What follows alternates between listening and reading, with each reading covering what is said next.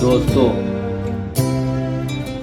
ये आजकल के ज़माने में ये चंद रुपयों के लिए लोग जो अपनों को धोखा दे देते हैं, जो सिर्फ 10 रुपयों के लिए भी अपनों को धोखा दे देते हैं, क्या आजकल के ज़माने में भी ईमानदारी ज़िंदा है?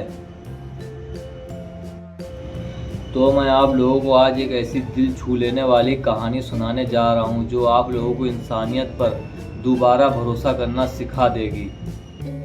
कहानी को आखिर तक ज़रूर सुनिए क्योंकि ये कहानी आपके सोचने का नज़रिया बदल देगी। तो ये कहानी एक 25 साल के अमन नाम के लड़के की। अमन बेहद सीधा और ईमानदार लड़का था। वो शहर के एक बाज़ार में कपड़े की छोटी दुकान पर नौकरी करता था। जितनी उसकी पगार थी उतने में वो खुश रहता और हमेशा दूसरों की मदद करता था। एक दिन दोपहर का समय था और सूरज आसमान से आग उगल रहा था। गर्मी अपने चरण पर थी। तो उस समय अमन अपनी दुकान के बाहर खड़ा था। तो दुकान के बाहर खड़े उसकी नज़र रोड के उस पार एक बूढ़े इंसान रहीम चाचा के ऊपर जाती है, जो अपनी साइकिल पे फटे पुराने कपड़ों में खड़े होकर सब्ज़ी बेच रहे थे। रहीम चाचा को बहुत धूप लग रही थी। धूप के चक्कर में उनका सर धूप से चकरा रहा था।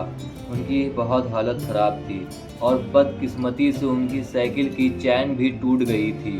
तो अमन उन्हें देख वहाँ पर जाता है और रहीम चाचा को छांव में ले जाकर बिठाता है। तो वहाँ पास की दुकान से एक ठंडे पानी की बोतल लेकर रहीम चाचा को पिलाता है और जेब से 50 रुपये निकाल कर पास के मैकेनिक को देकर उनकी साइकिल भी ठीक करवा देता है। ये सब देखकर रहीम चाचा की आंखों में आंसू भर आते हैं और वो कपकपाता हाथ उसके सर पर रख कर कहते हैं, बेटा अल्लाह तुम्हें हमेशा खुश रखे। तो रहीम बोलता है, चाचा दुआओं की ज़रूरत नहीं है, बस आप ठीक रहें, यही काफ़ी है हमारे लिए। तो इतना सब होने के बाद फिर रहीम चाचा वहाँ से उसको दुआएं देकर और चले गए। फिर कुछ महीने बीत जाते हैं। सर्दी का मौसम आ जाता है। एक रात को 10:30 बजे के टाइम अमन के पास उसके गांव से फ़ोन आता है और कहा जाता है बहुत ज़रूरी काम है, जल्दी गांव आ जाओ। तो अमन अपनी दुकान बढ़ाकर और भागा चला जाता है बस स्टैंड की तरफ आखिरी बस पकड़ने के लिए, क्योंकि रात का काफ़ी समय हो गया था और उसे कोई बस नहीं मिलती, इसलिए वो दौड़ता हुआ जा रहा था। उसे बस मिल जाती है और वो बस में जैसे ही चढ़ता है और टिकट खरीदने के लिए जैसी जेब में हाथ डालता है तो बदकिस्मती से उसका बटुआ गिर जाता है। वॉलेट उसका पहले ही गिर जाता है। वो लड़का फिर बस से उतरता है और फिर उसी सुनसान रोड पर आ जाता है। और अमन बहुत परेशान था क्योंकि उस बटुए में उसका सब कुछ था, उसका आधार कार्ड, पैन कार्ड और उसकी दुकान की चाबियां भी थीं। वो ये सब सोचकर रोने लगता है और घुटनों के बल ज़मीन पर बैठ जाता है। उसकी आंखों से आंसू आ रहे थे। वो ये सोचता है कि सब कुछ तो गया, लेकिन अगर दुकान की चाबियां किसी गलत हाथ लग गईं तो उसकी नौकरी चली जाएगी, फिर उसका क्या होगा। वो ज़मीन पे बैठा रो ही रहा था तो उसकी नज़र जाती है, एक दूर से धुंधली धुंधली साइकिल की लाइट चमक रही थी।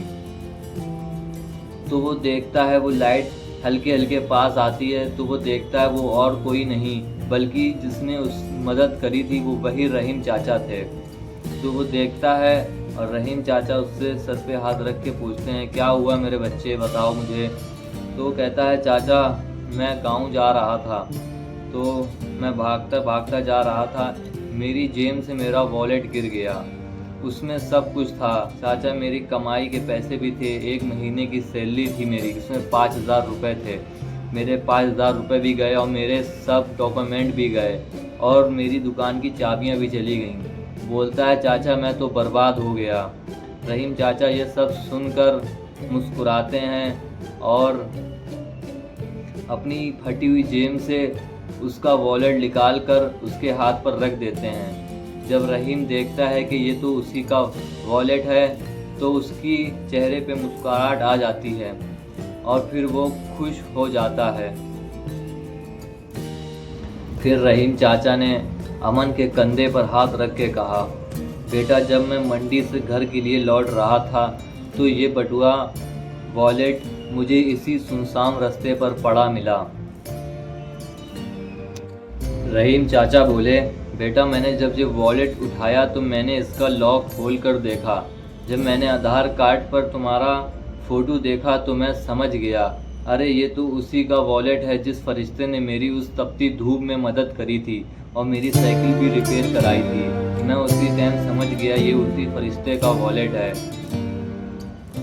फिर रहीम चाचा बोले, बेटा मैं इस ठंड में यहाँ सुनसान रोड पर 2 घंटे से घूम रहा हूँ क्योंकि मुझे पता था कि तुम अपना बटुआ ढूंढते हुए और दुकान की चाबियाँ ढूंढते हुए यहाँ ज़रूर आओगे, इसलिए मैं यहाँ पिछले 2 घंटे से घूम रहा हूँ। फिर रहीम चाचा ने उसके हाथ पर बटुआ दे दिया।